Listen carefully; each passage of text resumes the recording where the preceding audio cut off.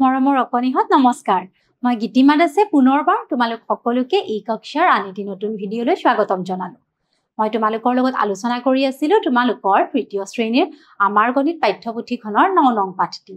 9 নং পাঠটিৰ আজিৰ অংশটিত কি আছে আহা আমি চাওঁ। ইয়াতে চোৱাচোন, ইয়াতে প্ৰথমে কি কৈছে 12ৰ আধা আৰু 12ৰ 4 ভাগৰ এভাগৰ মাজৰ পাৰ্থক্য কিমান? এতিয়া আমি কি কৰিব লাগিব প্ৰথমে 12ৰ আধা আৰু 12ৰ 4 ভাগৰ এভাগৰ মাজৰ পাৰ্থক্য কিমান উলিয়াব লাগিব। এতিয়া 12ৰ আধা হ'ল 6 আৰু 12ৰ 4 ভাগৰ এভাগ কিমান হ'ব? 12ৰ 4 ভাগৰ এভাগ হ'ব 3, কাৰণ 3 পূৰণ 4 3 4 গুণ হ'ব 12, তাৰ মানে 12ৰ 4 ভাগৰ এভাগ হ'ল 3। আমাক সুধিছে 12ৰ আধা আৰু 12ৰ 4 ভাগৰ এভাগৰ মাজৰ পাৰ্থক্য কিমান। এতিয়া কিমান হ'ব কোৱাচোন তোমালোকে? 12ৰ আধা আৰু 12ৰ 4 ভাগৰ এভাগৰ মাজৰ পাৰ্থক্য হ'ব 3।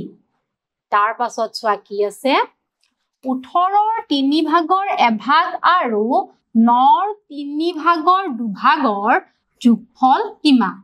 এতিয়া চোৱা আমি প্ৰথমে কি উলিয়াম 18ৰ 3 ভাগৰ এভাগ। 18ক যদি আমি 3 ভাগ কৰো কিমান হ'ব? 6 3 গুণ 18, তাৰ মানে এভাগত কিমানকৈ আহিব? 18ৰ 3 ভাগৰ এভাগ হ'ব 6। তাৰ পাছত সুধিছে 9ৰ 3 ভাগৰ দুভাগ। 9ৰ 3 ভাগ হলে কিমান হ'ব? 3 3 গুণ 9, তাৰ মানে 9ক যদি আমি 3 ভাগ কৰো আমাৰ এটা ভাগত কিমানকৈ আহিব?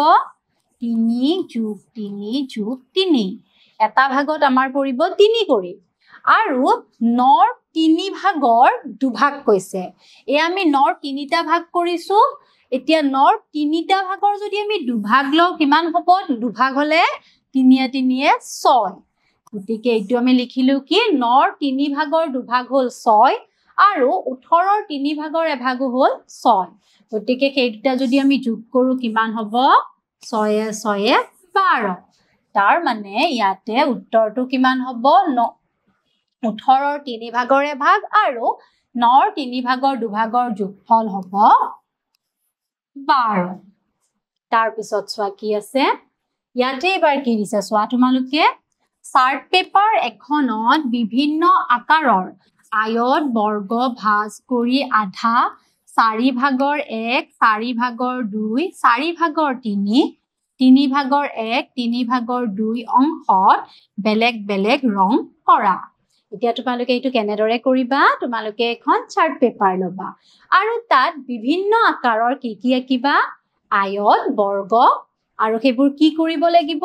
চাৰ্ট পেপাৰখনত প্ৰথমে তোমালোকে আয়ত আৰু বৰ্গবোৰ আঁকিবা আৰু তাৰ পাছত সেই আকৃতিটোত কাগজখন কাটিবা। তাৰ পিছত কি কৰিবা? কাগজখন যেতিয়া আয়ত আৰু বৰ্গ আকৃতিত কাটি ল'বা তাৰ পাছত ভাঁজ কৰিবা আৰু ভাঁজ কৰি তাৰ পৰা আধা, তাৰ পিছত 4 ভাগৰ 1 4 ভাগৰ 2 4 ভাগৰ 3 3 ভাগৰ 1 3 ভাগৰ 2 আৰু তেনেধৰণেৰে সেই অংশবোৰত বেলেগ বেলেগ ৰং কৰিবা। গতিকে এইটো তোমালোক সকলোৱে কৰিব পাৰিবা নহয়? আহা ইয়াৰ পাছত কি আছে আমি চাওঁ। আৰু কি কৰিব দিছে তোমালোকক চোৱা আৰ্ট পেপাৰত বিভিন্ন আয়ত কাটি উলিয়াই সেইবোৰ ভাঁজ কৰি আধা 4 ভাগৰ 1 4 ভাগৰ 2 4 ভাগৰ 3 3 ভাগৰ 1 3 ভাগৰ 2 অংশত বেলেগ বেলেগ ৰং কৰা।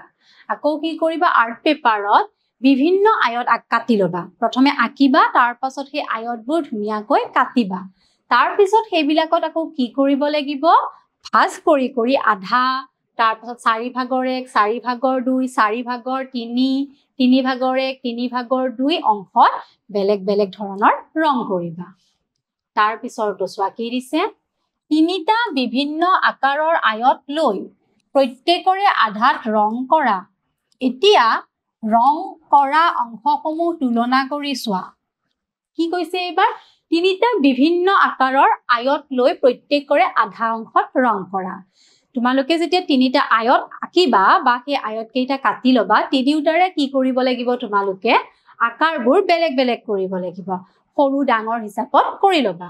তাৰ পাছত কি কৰিবা তোমালোকে প্ৰত্যেকটো আয়তৰ আধা অংশত ৰং কৰিবা তাৰ পিছত ৰং কৰা অংশসমূহ ইটোৰ লগত সিটো মিলাই চাবা বা তুলনা কৰিবা আৰু কোনটো অংশ ডাঙৰ আৰু কিয় ডাঙৰ হৈছে তেতিয়া তোমালোকে গম পাবা ইয়াৰ পাছত চোৱা কি দিছে ইয়াতে এবাৰ কৈছে তলৰ ছবি কেইখনৰ ৰং কৰা অংশসমূহ চোৱা আৰু সেইবোৰ ভগ্নাংশত প্ৰকাশ কৰিব পাৰি নে নাই আলোচনা কৰো আহা এতিয়া তোমালোকে চোৱা এই ছবি কেইখনৰ ৰং কৰা অংশসমূহক বা এই ছবি কেইখন আমি ভগ্নাংশত প্ৰকাশ কৰিব পাৰিম নে নোৱাৰিম সুধিছে এতিয়া চোৱাচোন এই ছবিখনলৈ মন কৰা এই ছবিখনত আমি কি দেখিছো প্ৰথমে ফুলৰ পাহি কেইটা আছে 6টা নহয় জানো এইটো আমি এটা ফুল বুলি ধৰিলো আৰু সেই 6টা পাহিক আকৌ সমানে সমানে ভাগ কৰিছে নহয় জানো যেহেতু এই ছবিটোত আমি কি দেখা পাইছো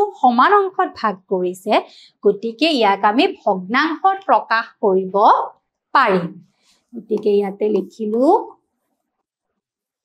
পাৰি যদি এতিয়া সুধে এইটো কেনেদৰে আমি ভগ্নাংশত প্ৰকাশ কৰিম তেতিয়া কি হ'ব প্ৰথমে আমি কেইটা ভাগ আছে চাম চোৱাচোন কেইটা আছে ভাগ 1 2 3 4 5 6 7 8 9 10 11 12 12টা ভাগ আছে আৰু তাৰে কেইটা অংশত ৰং কৰিছে 1 2 3 4 5 6 6টা অংশত গতিকে আমি কি লিখিব পাৰো 12 ভাগৰ 6